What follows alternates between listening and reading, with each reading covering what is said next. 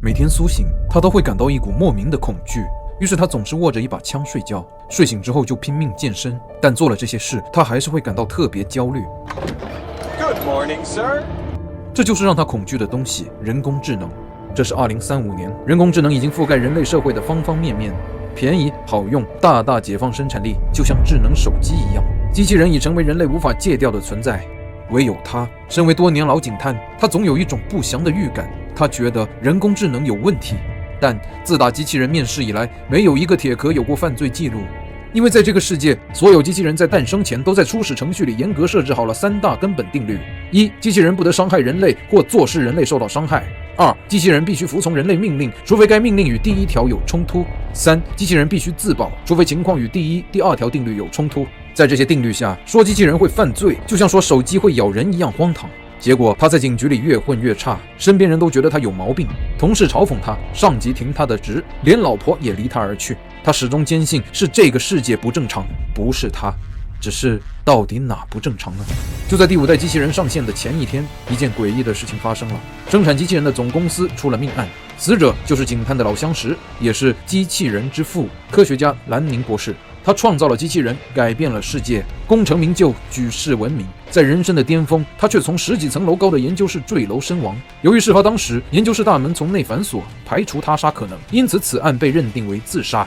在科学家的尸体旁有一个跌落在地的全息投影器，里面是科学家专门录制的对话，仿佛要告诉警探什么遗言。可无论他怎么提问，投影都只回一句 I'm sorry, my responses are limited.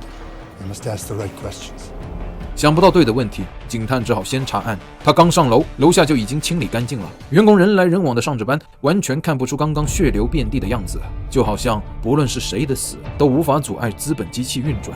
在一位女科学家的陪同下，警探进入大公司内部搜证。他首先调查的就是监控，公司的所有墙面都装有这种现状的全天候监控系统，所有影像数据会汇集到公司的超级智脑里。 Vicky.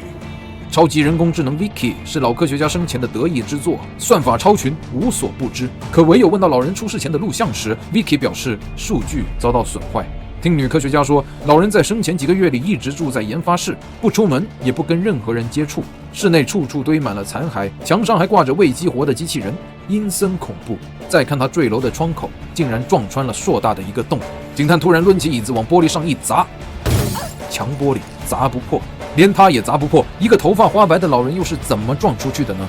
排除他杀，只是因为凶手不可能从外面进来，但还有一种可能。屋内有多台未开机的机器人，他们都是即将投入社会的第5代机器人，因为拥有近似人脸五官的模型，给人的恐怖谷效应十分强烈。所谓恐怖谷理论，是指人在看见一种长得像自己的东西时，如果只是一点点像，人会喜欢它；但如果它越来越像自己，人就会越来越害怕它，直到它变得和人几乎没有区别，人就又会开始喜欢它。这些第5代机器人本就长在了恐怖谷的谷底，而当你需要找出在他们之中沉睡的那个杀人凶手，这事听起来就瘆人。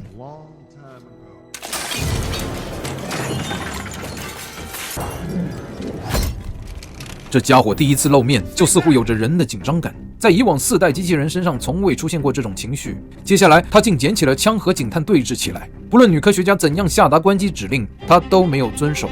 好在，比起一个冷酷的杀戮机器，他更像一个害怕的孩子。他没有对警探开枪，而是冒着警探的子弹，从窗口破洞一跃而出。从数十米高，他直接落在地面，强大的坠势砸破了地板，他却没有散架。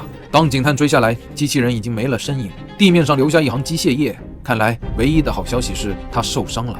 女科学家知道他下一步会去哪，如果需要进行自我修复，他必然会去机器人工厂。两人迅速追到工厂，警探一来就知道自己受不了这地方，因为这里是全自动产业，一个活人员工也没有，机器日夜不停的自我生产，无怪他们的数量已经逼近人类人口。女博士查阅工厂数据显示，现有1001台第5代机器人在库，然而工厂日产量是1000台，也就是说这里有一台是多的。